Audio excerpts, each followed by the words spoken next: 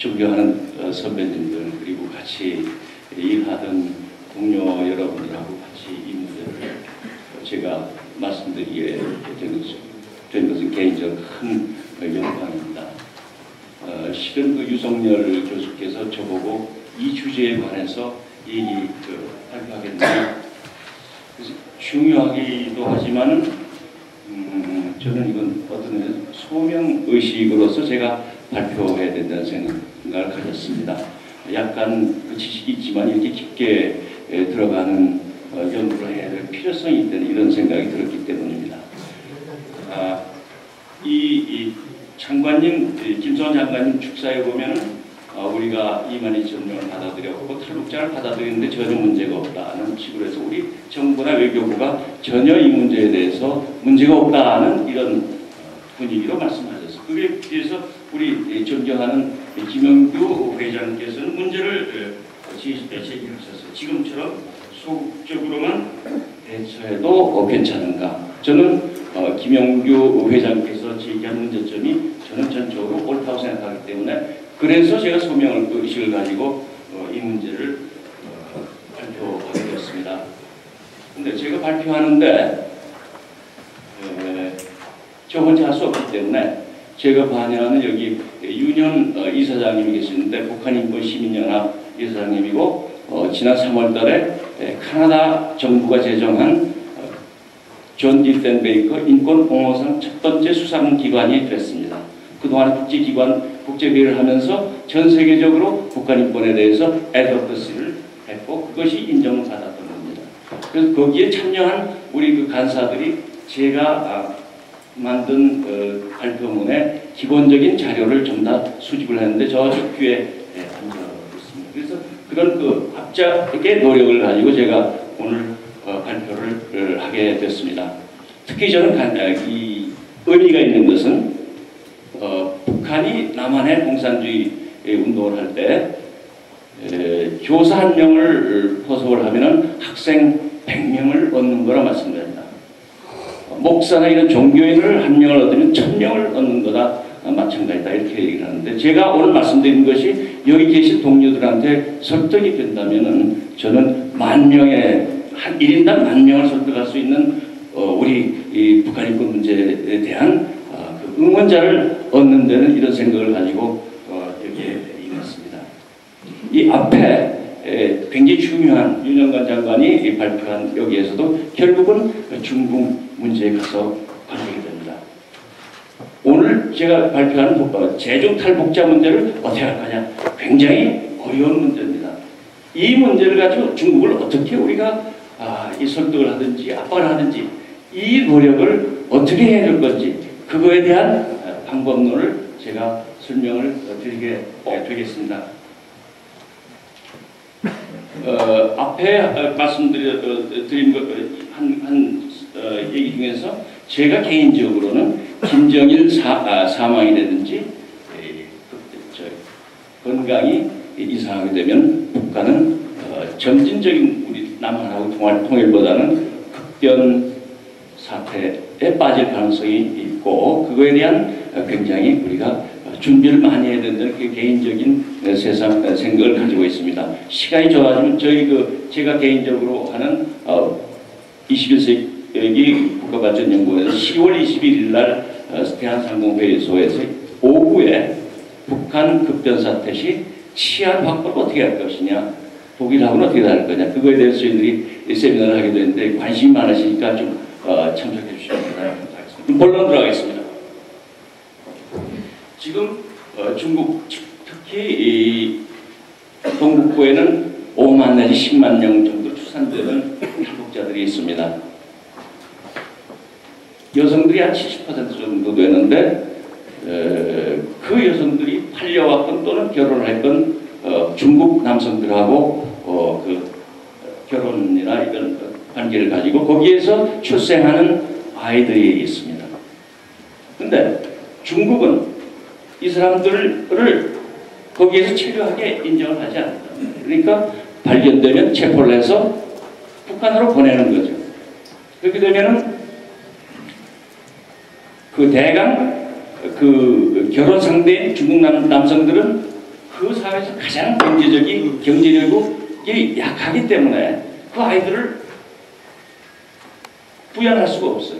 그래서 거기에 국적이 없는, 호구도 없는 어린아이들이 고아 상태로 빠지는 거죠. 많이 보면 5만 명, 적게 보면 15,000명이 고아 상태로 지금 있어요. 이거는 우리만 잘 그거에 대해서 관심이 적은 거지, 국제사회에서는 가장 열악한 인권 유린행위라고 지금 보고 있습니다. 그게 지금 현재 지금 벌어지고 있는 상황이거든요. 그래서 이걸 어떻게 할 거냐? 중국이 잘 아시다시피 북한하고 중국하고 국경협정을 체결했는데 국경협정 위반자니까 체포해서 보낸다 이게. 그래서 보내게 되면은 이 북한 당국은 굉장히 심하게 그 처벌하든지 이렇게 되는 거죠. 조금씩 나아졌다고 하지만은 예를 들어서 한국 사람을 만났다든지 외국의 선교사를 만났다든지 하면은 강제수용소나 또는 노동 단련대나 심하면은 공개처형의 대상이 되는 거죠. 그러니까 굉장히 그 심한 인권 탄압을 받고 있는 것입니다. 근데 이것은 여러분 잘 아시겠지만 난민협약 51년에 채택된 난민협약과 난민의정서에 그 위반하는 것입니다. 난민협약 33조 1항에 보면은 인종이라든지 무슨 정치 이런 이유를 가지고 그 처벌받을 우려가 있는 것으로는 그 난민을 보내서는 안 된다고 되어 있습니다. 그걸 Principle of Non-Refoulement이라고 얘기합니다. 그것은 지금은 어떤 의미에서 조약에 들어갔다는 것보다도 반습법화 됐다고 볼 수가 있는 거죠. 중국이 이 법규에 그 조약에 위반하고 있는 거예요. 중국이 1975년 베트남이 넘어갔을 때 중국계 난민이 중국으로 오니까 그 사람들 보호해야 되겠다고 해서 이 난민 협약에 들어갔단 말이에요. 그러니까 베트남 옛날에 있던 사람인데 중국 인종적으로 중국인사인 난민들을 보호하기 위해서 이 51년 협약이 82년에 들어갔는데 그거에 따라서 UNHCR 난민 기부 대표들 불러다가 다 난민 보호를 하는 거예요. 인권에 있어서 가장 중요한 건 지금 45년 UN 헌장이 체결될 때 많은 인권 조약들이 있지만 구체적인 내용은 못 들었는데 차별하지 말아야 된다는 것이 인권에서 가장 기본적인 겁니다. 베트남에서 온 중국계 난민은 난민이고 이쪽 북한에서 가는 사람들은 난민이 아니냐, 그건 차별이죠. 네? 그런 의미에서 중국은 난민협약 33조 1항을 위반하고 있는 거죠. 중국은 이 사람들을 경제적 이주민 이런 식으로 해가지고 이건 난민이 아니다. 정치적인 박해를 받아서 도망 나온 사람들이 아니고 먹을 것이 없어서 나왔는데 먹을 걸 구해가지고 돌아가는 사람들. 그러니까 이건 난민이라고 할 수 없다 이렇게 된다. 그러나 그 맨데이트 레퓨지라고 해서 최근 그 난민관계 발전하는 과정에서 협약상에 딱 맞지 않는다 하더라도 북한에 들어갔을 때 그 정책 박해를 받게 되면은 난민으로 취급하는 관행이 발전했습니다.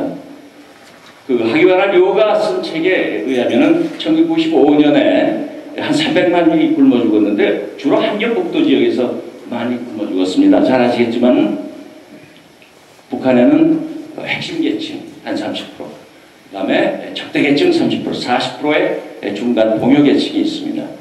적대 계층은 거의 다 이 함경도에 보내는 거예요.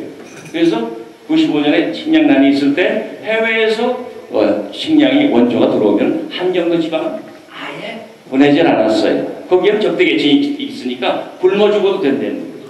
그 사람들이 주로 만주를 통해서 중국에 오는 거예요. 300만 명이 죽었단 말이에요. 적대 계층 300만 명이 죽었다고 생각하시면 돼요. 그러니까 북한인의 사회가 평등하다고 하면서도 실은 어떤 의미에서는 계급 사회가 되고 적대 계층에 해당되면 북한 일반 주민과 차별을 받는 거죠.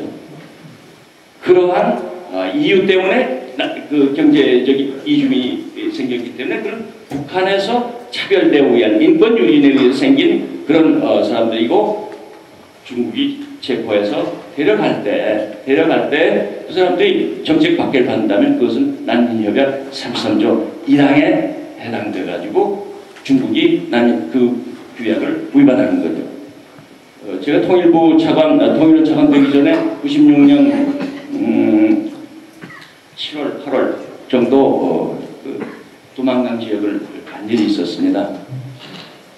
근데 중국 공안에 있는 사람이 나는 저를 안내를 했는데요. 탈북자 얘기를 하더라고요. 초기에는 어떻게 했느냐면 이 처녀들 볼따기를 철사로 끼워가지고 연결시켜서 끌고 갔다는 거예요. 젊은 남성이면은 인계받자마자 몽둥이를 다리를 부러뜨려가지고 도망가지 못하게 했다는 거예요. 그래서 중국 측 공안이 화가 나가지고 북한 경찰을 때렸다는 거예요. 그런 아주 험악한 일들이 있었는데 조금씩 국제사회의 여러 관계에 의해서 나아지긴 하지만은 기본적으로는 중국은 탈북자를 난민으로 인정하자는 거예요. 그러면은 이 난민으로 인정하지 않는 기본적인 이유는 아까도 얘기가 나왔습니다만 난민에 대해서 그냥 물밀듯이 나오면 북한이 넘어지거든요. 북한 넘어지지 않게 하기 위해서 북한 정권을 유지시키기 위해서 이 난민 북한 주민들이 탈북하지 않도록 중국이 보호해 준다고 이렇게 볼 수가 있겠죠. 그러니까 그런 근본적인 문제가 있기 때문에 중국도 어려운 건 틀림없으나 중국하고 북한하고 경계선이 국경이 맞닿아 있기 때문에 할 수 없이 머무는 우리 북한 동포들은 중국으로 갈 수가 없게 돼 있고 어떤 의미에서는 도피처의 역할을 할 수 있다고 하고 있다고 이렇게 볼 수가 있죠. 그러면은 그 난민협약 33조 1항의 non-refoulement principle에 중국이 위반하는데 난민협약상에 적어보면 그걸 강제적으로 이행할 수 있는 조항이 희미하게 되어 있습니다. 그러니까 그렇게 되면은 중국이 우기고 국제난민기구 UN 난민 최고 대표 사무실이 북경에 95년에 협약을 채택하고 있는데 그 사람들이 중국하고 북한하고 국경 지역이라든지 우리 탈북자를 자유스럽게 만날 수 있는 이걸 중국 정부가 허용하지 않고 있거든요. 그래서 이거를 허용하도록 하는 적을 해야 되는데 난민조약 이외에도 중국이 6개 중요한 조약 중에서 66년에 체결된 정치적 시민적 권리에 관한 조약, 즉 B규약에는 서명만 하고 아직批准을 안 했습니다. A규약, 경제사회적 문화적 권리에 관한 규약은 들어가 있고 그 다음에 고문방지 조약, 인종차별 철폐 조약, 여성 차별 철폐 조약, 아동 권리 보호 조약, 이 주요한 조약에 다 들어가 있습니다. 들어가 있는데 중국은 우리보다도 훨씬 더 이 국제법이나 이거에 대해서 두려움을 많이 갖고 있기 때문에 이행조항, 문제가 생겼을 때 강제 이행 절차라든지 이런 이행조항을 전부 다 리저베이션을 하든지 이런 식으로 해가지고 들어가질 않았어요. 다만 뭐 실수인지 뭔지 몰라도 인종차별 철폐 조약에 보면은 국가 간 고발할 수 있는 제도가 있습니다. 그거는 리저베이션을 달지 않았기 때문에 중국이 우리가 만약에 중국에 대해서 국가 간 고발을 해서 차별이라든지 탈북자에 대해서 지금 인종차별하고 인권유린한다고 고발을 하면 중국이 걸려올 수는 있게 되어 있어요. 나머지 조약들은 거의 다 그런 강제이행 절차를 들어가고 있지 않습니다. 그렇다면 국제법 저는 이제 그 조약과에서 근무를 했기 때문에 국제법에서 강제이행 절차에 들어가지 않았다고 해서 중국이라는 나라가 국제법을 위반한 게 아니냐, 위반한 거냐. 그것은 엄연하게 국제법을 위반한 거죠. 그러니까 강제이행 절차가 안 들어갔다고 해서 중국이 이거 법 위반이 아니다. 면제가 되지 않는